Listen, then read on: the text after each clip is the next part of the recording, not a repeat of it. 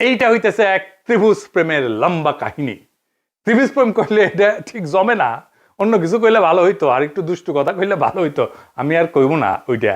তো যাই হোক, ওনাকে সারা বিপ্লব হইল না একটা, ওনাকে সারা, তো ওনাকে সারা দেশ বাঁচবে না, রাষ্ট্র বাঁচবে না, এটা একটা কথা। জনগণের কোনো এজেন্সি নাই, যে নেতাকে অপরিহার্য বানানো হয় সে আর কোনো, বাংলাদেশের রাজনীতিতে অপরিহার্য প্রতীকে পরিণত করা হয়েছে।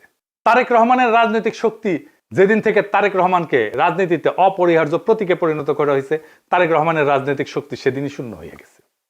তারেক রহমানকে সারা বিপ্লব হইল না একটা, ওনাকে সারা, তো ওনাকে সারা দেশ বাঁচবে না, রাষ্ট্র বাঁচবে না, এটা একটা কথা। জনগণের কোনো এজেন্সি নাই, যে নেতাকে অপরিহার্য বানানো হয় সে আর কোনো রাজনৈতিক অ্যাক্টর থাকে না, সে পরিণত হয় একটা স্থির মূর্তিতে যাকে সবাই রক্ষা করে কিন্তু কেউ চালাইতে চায় না। কারণ রাজনৈতিক অ্যাক্টর হওয়ার মানে হইল সিদ্ধান্ত নেওয়া, আর অপরিহার্য হওয়ার মানে হইল সিদ্ধান্ত এড়ায় যাওয়া। সিদ্ধান্ত মানেই ঝুঁকি, আর ঝুঁকি মানেই প্রতীকের ক্ষয়। তাই সেই নেতার চারপাশে এমন এক সুরক্ষা বলয় তৈরি করা হয় যেখানে প্রত্যেকটা সম্ভাব্য সিদ্ধান্ত আগে আটকায় যায়। সে কথা বলে সাবধানে, নড়ে অনুমতি নিয়া, কার্যত উন্নতের সিদ্ধান্তের বাহক হইয়া ওঠে।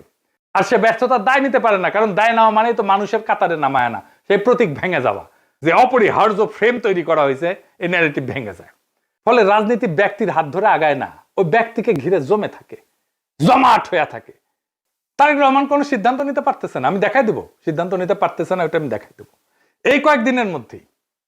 এই অবস্থায় নেতার উপস্থিতি শক্তির চিহ্ন না, বরং স্থবিরতার প্রমাণ।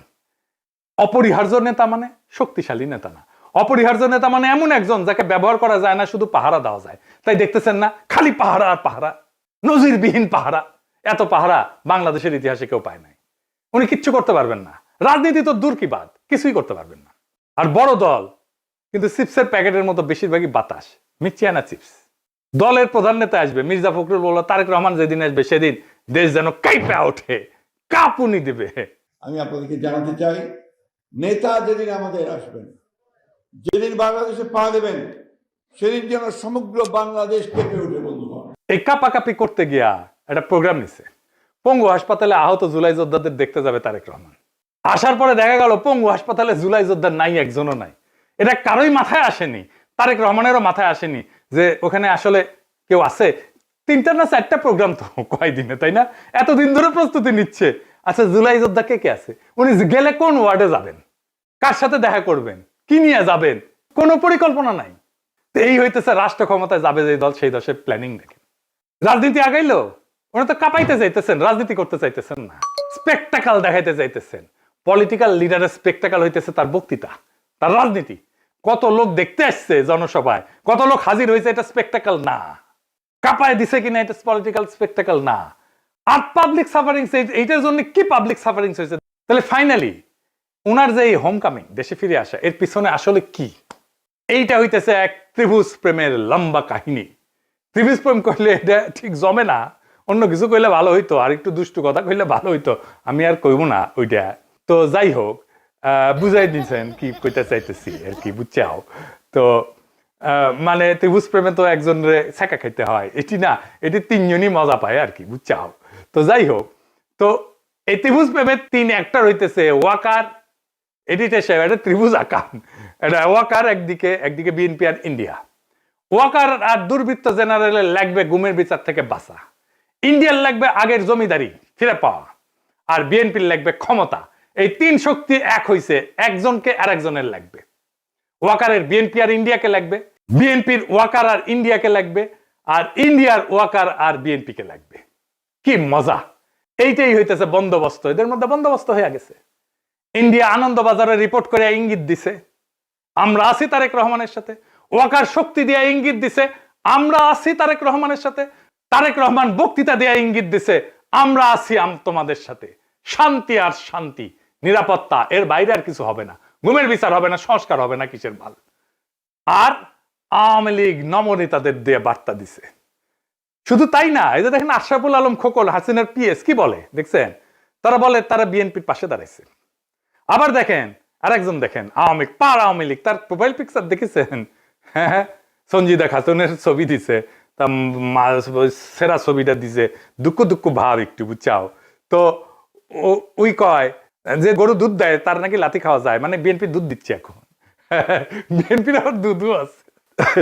না আছে তো, না আছে আছে সত্যি আছে, আমি মিছা কথা কইতেছি না, আমি দুষ্টামি করিছি না। বিএনপির দুদু আছে, আসলেই আছে। এই যে দেখেন বিএনপির দুদু, দেখি বিএনপির দুদু আছে, তো বিএনপির দুদু দিয়ে দিছে আওয়ামী লীগকে। যাই হোক, আপনি কিছুদিন পরে দেখবেন তার নাস্তিক গুলা দাঁড়াইতেছে বিএনপির পাশে এবং তারা বলতেছে আমরা বিএনপি কে ভোট দিব। আমি দেখাই দিব, বলতেছে তারা পার নাস্তিক যাদেরকে ঘৃণা করেন আপনারা।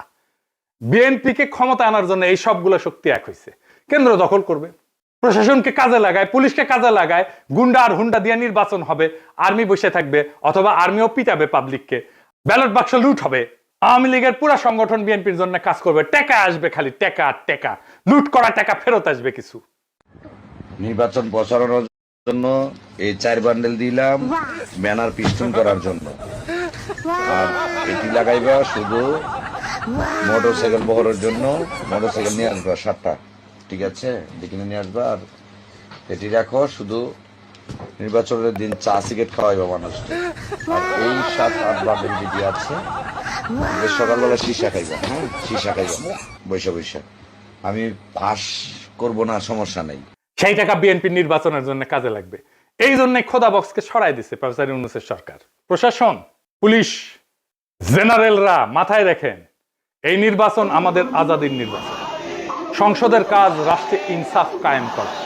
আমার আগের ভিডিওটা দেখে নিয়েন, বিস্তারিত আলাপ করছি কিভাবে সংসদ আইন তৈরির মাধ্যমে সমাজের মাঝে থাকা ইনসাফের ধারণা রাষ্ট্রের আইনের মধ্যে ঢুকে দেয়। রাষ্ট্রকে ইনসাফমুখী করে তোলে সংসদ। এই ইনসাফের রাষ্ট্রই আমাদের আজাদির দিকে নিয়ে যায়। আমাদের প্রত্যেকটা ভোটকে আমাদের মাঠে রক্ষা করতে হবে।